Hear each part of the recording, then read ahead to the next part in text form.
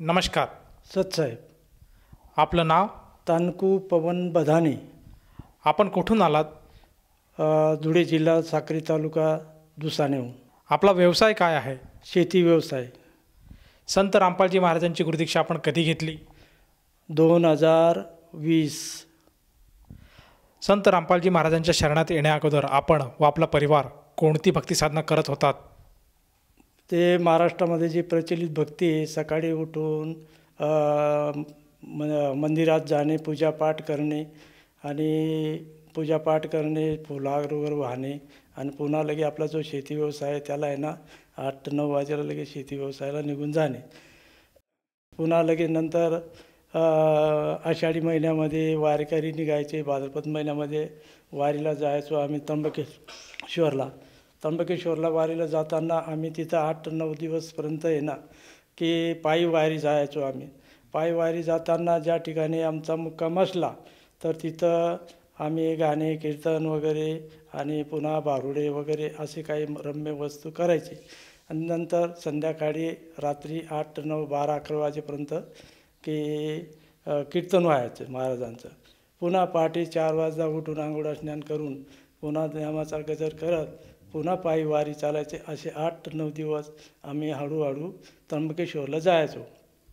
त्र्यंबकेश्वर जाऊन तिथं येणार 2 दिवस थांबून महादेवाची पूजा वगैरे, आरती, फूल हार करून, नारळ वगैरे सर्व प्रसाद करून वगैरे तिथं 2 दिवस थांबून एकमेकांना, सर्व वारकऱ्यांनी एकमेकांना आनंदीने भेटून गाठून आणि लगे पुन्हा माघारी यायचो. अशा पद्धतीने आम्ही सेवा करत होतो.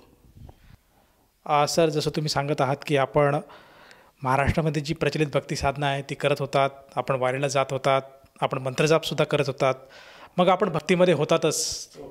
तर मग तुम्ही संत रामपालजी महाराजांच्या मार्गात आपण कसे काय आलात आणि आपल्याला जो पारंपरिक भक्तिविधी आहे ती भक्तिविधीकडून आपण संत रामपालजी महाराजांच्या मार्गाकडे कसे काय वळालात? तर गावात माझा एक मित्र होता. त्या मित्राला भरपूर व्याधी होत्या. व्याधी म्हणजे त्या व्याधीमुळे त्या मित्राला कोणीतरी एक आपल्या भक्तापैकी त्यांना ज्ञानगंगा व जगण्याचा मार्ग दिला. वाचल्यानंतर त्या माणसाचे येणं जे काही विकार होते ते दूर झाले आणि त्याने मला सांगितलं की बुवा या भक्तीमध्ये असं असं प्रमाण आहे आणि त्या पद्धतीने आपल्याला काही जे काही दुःख असेल, हो, शरीराच्या व्याधी असतील किंवा घरात क्लेश असेल किंवा काही ज्या मनातले चिडचिड गोष्टी आहेत ते संपूर्ण नष्ट होतील, तर तू हे पुस्तक वाच. तर मी ते दोघं पुस्तक वाचल्यानंतर मला अपेक्षा झाली की वो या ज्ञानामध्ये काहीतरी आपल्याला आहे ना फायदा होईल आणि त्याच्यामुळे मी ते नामदीक्षा घेतली. सर, आज महाराष्ट्रामध्ये वारकरी संप्रदाय हा मोठ्या प्रमाणात आहे आणि वारकरी जे लोक आहेत अतिशय मृदू असतात, कुठल्याही प्रकारे त्यांच्यामध्ये क्लेश नसतो, अतिशय सात्विक लोक असतात. तर मग तो संप्रदायामध्ये आपण आधीपासूनच होतात, तर मग संत रामपालजी महाराजांच्या मार्गात आपण का आलात? याचं कारण असं आहे की आतापर्यंत वारकरी संप्रदायाचे जेवढे काही संतमंत होते आणि त्या पोटी जे काही आजकालचे जेवढे महाराज आहेत त्या महाराजांनी गीता सर्व काही त्यांनी सांगितलं, पण त्याच्यातलं जे गूढ रहस्य आहे की आपण भक्ती कशासाठी करतो, दुःख निवारण झालं पाहिजे, घरातले केस दूर झाले पाहिजे, याच्यासाठी आहे ना त्यांना आहे ना ते ज्ञान प्राप्त झालेलं नाही आहे. म्हणून हे याच्यात प्रमाण पूर्ण आहे ना संत रामपालजी महाराजांनी सांगितल्याप्रमाणे ज्या माणसाने नामदीक्षा घेतली आणि त्या पद्धतीने नेमधर्मात जर राहिले तर त्यांचं आयुष्यात कल्याण पण होतं आणि मोक्षाचा मार्ग पण मिळतो आणि सर्व काही व्यवस्थित एकदम शांत वातावरण होते. सर, जसं तुम्ही सांगत आहात की संत रामपालजी महाराजांनी जो काही मार्ग दिला त्या सद्भक्तीमुळे मानव समाज सुधारतो आणि त्याला शांती प्राप्त होते, एक सद्मार्गी तो लागतो आणि सद्भक्ती करतो. तर त्या भक्तीमुळे किंवा संत रामपालजी महाराज आज समाजाला जे काही साधना शिकवत आहेत, जो जगण्याचा मार्ग देत आहेत, त्यामुळे आपल्याला व आपल्या परिवाराला काही अनुभवायला आलेत का? अनुभव म्हणजे माझा जो उजवा पाय आहे तो मी एक शेती व्यवसायाचा माणूस असल्यामुळे की मी शेतात जाऊन दिवसभर काम करू शकत नव्हतो किंवा 2 किलोमीटर पायी जात नव्हतो. पण नामदीक्षा गेल्यानंतर परमात्माची दया झाली, रामपाल संत महाराजांची दया झाली की आहे ना मी शेतात जाऊन 2 तास 3 तास काम करू शकतो, 4 किलोमीटर 3 किलोमीटर पायी जाऊ शकतो आणि कुठलीही प्रकारची गोळी घेत नाही. दुसरा लाभ असा की हाताला पण डॉक्टरांनी ना पॅरालिसचा झटका सांगितला होता. पण जेव्हा त्यांनी आलेखचा फोटो काढण्याची तयारी केली, ECG काढायची होती, त्यावेळेला की मला परमात्मा रामपालजी महाराजांचे आहे ना नाममंत्रांची आठवण आली. त्यावेळेला मी जप सुरू केले, तर हाताचे जे काही विकार होते ते फोटोतून गायब झाले. आणि डॉक्टरांनी आधी सांगितलं होतं की मी पहिल्यांदा जे चेकिंग केलं होतं की त्यावेळेला तुम्हाला ते मी आहे ना गोळींचा उपचार दिला होता आणि आज काय होतं आहे असं. मग मी सांगितलं आम्ही ते काही केलं नाही किंवा बाहेर कुठल्या डॉक्टरला दाखवलं नाही किंवा हाकीम वैद कुठं काही केलं नाही. मग ते काय झालं असेल नसेल तर हे संत रामपालजी महाराजांच्या दयेने ते बंद झालं. सर, जसं तुम्ही सांगत आहात की संत रामपालजी महाराजांच्या दयेने किंवा त्यांनी जी तुम्हाला शिकवण दिली, जो काही मार्ग सांगितला, त्या मार्गामध्ये आपण आपली साधना करत आहात आणि त्या जोरावरच आपल्याला आज लाभ प्राप्त होत आहेत, शारीरिक, मानसिक. तर ह्या अनुषंगाने आपण आपल्यासारखे जे भाविक आहेत त्यांना उद्देशून आपण काय संदेश द्याल? संदेश तर देवाचे लायकीचे आम्ही नाही आहोत, पण आम्ही संत रामपालजी महाराजांचे जे काही ज्ञानगंगा पुस्तक, जगण्याचा मार्ग, तर त्याचं अध्ययन करा. अध्ययन करून लगे ना आपलं जीवनाचं आहे ना कल्याण करून घ्या. त्याच्यात ते संत रामपालजी महाराजांनी बोट ठेवून प्रमाण दाखवलेलं आहे.